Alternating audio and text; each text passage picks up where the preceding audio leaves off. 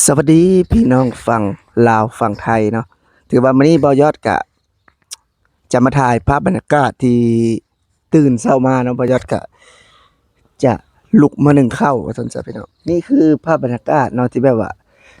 ต่างจากตอนเฮาอยู่ในประเทศไทยตอนที่บ่าวยอดทำงานในประเทศไทยก็แบบว่าบ่ได้ใช้เลยพี่น้องแบบนี้เนาะส่วนหลายเฮาก็จะแบบว่ามีเตาแก๊สเนาะหรือว่าหม้อไฟฟ้าเนาะแต่พอเฮามาบ้านเฮาพี่น้องนี่คือการใช้ชีวิตหรือว่าแบบว่า การทำอาหารเนาะนึ่งข้าวก็จะประมาณนี้พี่น้องก็จะดั่งไฟเนาะในพื้นที่ที่แบบเป็นแบบนี้นี่ก็คือพี่น้องนี่คือบอนอยู่บ่อยอดนะถือว่าบ่อยอดก็ยังบ่ทันได้ทำเรือนครัวแล้วก็บ่ทันได้มีห้องน้ำพี่น้องนี่คือภาพบรรยากาศเดียวบ่ยอดก็จะถ่ายให้เบิ่งเนาะว่าประมาณใดนี่คือ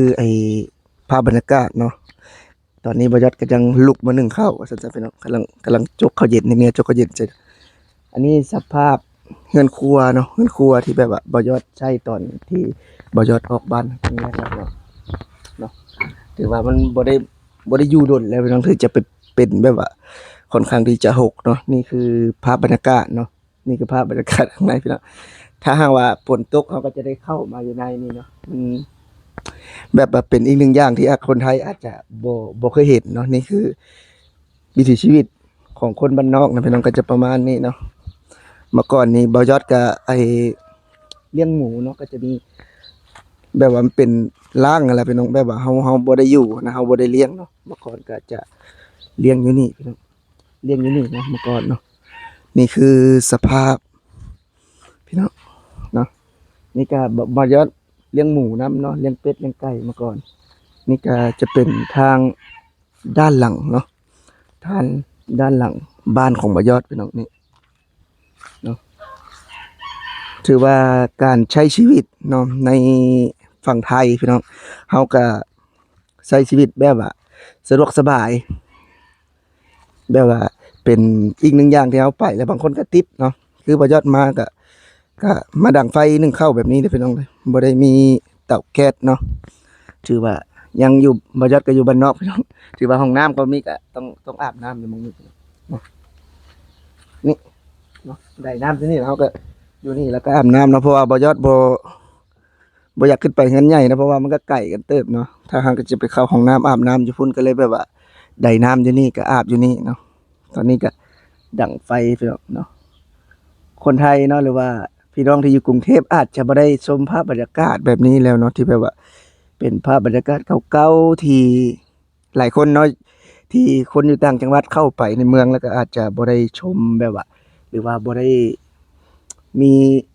การทำประมาณนี้แล้วเนาะแต่ว่าคืออยู่ทางฝั่งลาวคือว่ายังหลายอยู่พี่น้องเนาะยังหลายอยู่ที่ใช้วิธีแบบนี้เนาะการทำอาหารแบบนี้ว่าซั่นซะเป็นวิธีแบบดั้งเดิมแล้วก็คนบ้านนอกเนาะถือว่าใช้ชีวิตประมาณนี้พี่น้องนี่ก็เป็นอีกหนึ่งอย่างนะที่บ่อยากถ่ายให้เบิ่งว่าชีวิตการเป็นอยู่ของบ่ยอดนั้นอยู่ฝั่งลาวประมาณนี้เด้อพี่น้องนะเนาะการใช้ชีวิตถือว่า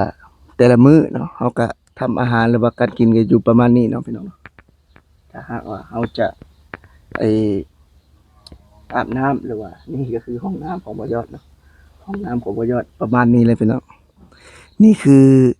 ชีวิตจริงๆของบ่ยอดนะนี่ก็คือเรือนครัวที่แบบว่าบ่ได้ใช้แล้วพี่น้องแต่ว่าถ้าหากว่าบ่ยอดมาก็อาจจะมีการสร้างใหม่มันจะรื้อทิ้งเนาะแต่ว่า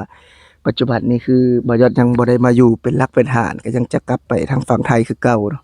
ก็เลยยังบ่ได้ทำเนาะพี่น้องเนาะห้องน้ำก็ยังบ่ทันมีเนาะก็ถือว่าเมื่อก่อนนั้นก็จะถ้าหากว่าคือสมัยน้อยๆเลยนะพี่น้องเนาะคือหม่องบริเวณข้างนั้นก็จะเป็นป่าเนาะจะเป็นป่าหลายคนก็จะเข้าไปณตรงนั้นนะเนาะแต่ว่าปัจจุบันนี้เพิ่นก็เป็นที่โล่งแล้วจังจ้ะเป็นที่โล่งแล้วก็อาจจะบ่ได้เฮ็ดเนาะหรือว่าบ่ได้ทำแล้วว่าซั่นซะเนาะ